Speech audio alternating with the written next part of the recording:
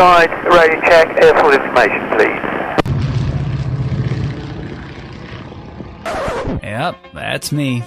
You're probably wondering how I ended up in this situation. Yeah, that just happened. I stood on top of a biplane while it was flying at 500 feet. I think it was actually more, and up to 120 miles an hour. I'm still processing it. And yes, before you ask, I paid for it on my business account. And yes, I genuinely believe it was one of the best business investments I've made this year. Not because of the views and not because of the content. Although, let's be honest, this is pretty good content, but mainly because of what happened in the first 30 seconds before they strapped me to that wing, and what that 30 seconds has to do with why most people never make their first phone call to an estate agent. Let me explain. So there's a moment right before you do something genuinely terrifying where your brain does everything it can to talk you out of it. There's this chap going up and then I'm up next.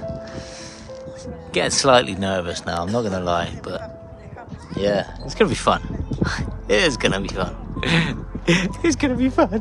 It doesn't matter what that thing is. Standing on top of a plane, picking up the phone to call a landlord for the first time, telling your partner you want to start a business. The brain runs the same program every single time. It catastrophizes. It finds every possible way things could go wrong. It reminds you every time something didn't work out before. It tells you you're not ready, that you need more information, that now isn't quite the right time. Guys, here's the thing. It's not lying to you. The fear is very real. The risk is real. Standing on top of a biplane at a few thousand feet is objectively dangerous. Making a phone call to a stranger who could reject you, laugh at you, or just hang up on you, that triggers a very real fear response. So the brain, it works, right? It's doing exactly what it's designed to do. The question is whether you let that make the decision. Because here's what I've noticed in myself and in every student I've worked with: the people that build something real are not the people who feel no fear. They're the people who feel exactly the same fear as everyone else and do the thing anyway. They're not the bravest. They're not built differently. They've just built a muscle. And like every muscle, you build it by using it repeatedly in progressively harder situations. So the first time you do something scary, it's the hardest it will ever be. The second time is slightly easier, and by the time you get around to the 10th time, it's just a thing you do. I know people who have been watching Rent to Rent for 6, 8, 12 months, right? Smart, genuine people, capable people who could absolutely do this. And I know they could, and they haven't made a single move yet, and they know the business model works. It's the fear muscle is completely untrained.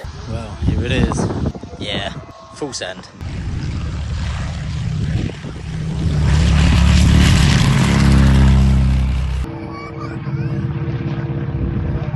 Just checking, we've got no other aircraft in the circuit at the moment, the wing walkers. So when they strapped me to that wing, and I mean literally strapped, and there were harnesses involved, I'm not completely just unhinged. I had two choices. I could spend the entire experience braced against the fear, eyes half shut and waiting for it to be over. Technically haven't done the thing, but not really present for it. Or I could decide consciously, deliberately, that I was going to be full on send it mode. Let's go for it. Max adrenaline. And the pilot actually asked me, he was like, Kenny, are you up for the full works? So at that point I could have said, no, could we just take it easy? I've never done this before.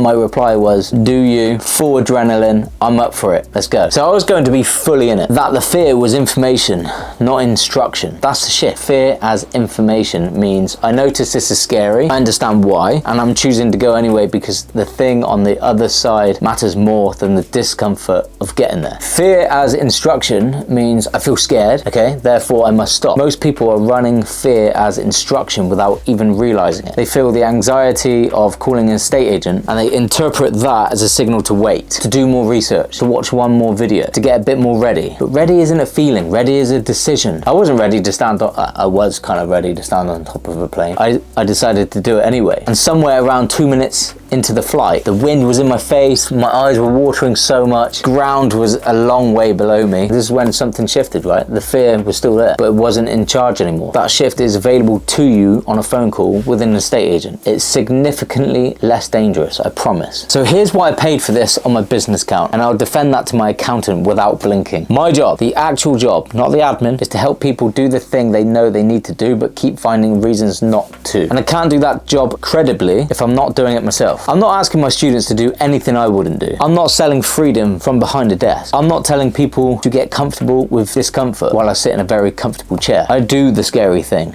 regularly, on purpose, not for content, not for the gram, because staying sharp on what fear actually feels like and what it feels like to push through it is the most important part of what I do. There's a version of this business where I make very polished videos from a nice studio and talk about the strategy and the systems and the spreadsheets, and then there's this version where I'm standing on top of a biplane very high on a Tuesday afternoon because I think it's important to keep proving to myself and to you that the thing you're scared of is smaller than you think. The phone call is smaller than you think. The rejection is smaller than you think. The version of yourself that's on the other side of doing the scary thing, that person is bigger than you think. So if you're at the stage where you know what rent to rent is, you know you want to do it, but you haven't made a single move, then I've built something for you. It's called the Rent to Rent Launch Checklist. It's free. There's no catch. It's the exact steps in the exact order from day one to your first offer. So you never have to wonder what to do next. Link is in the description. Go and download it. Read it and then make that first phone call. The plane was scarier.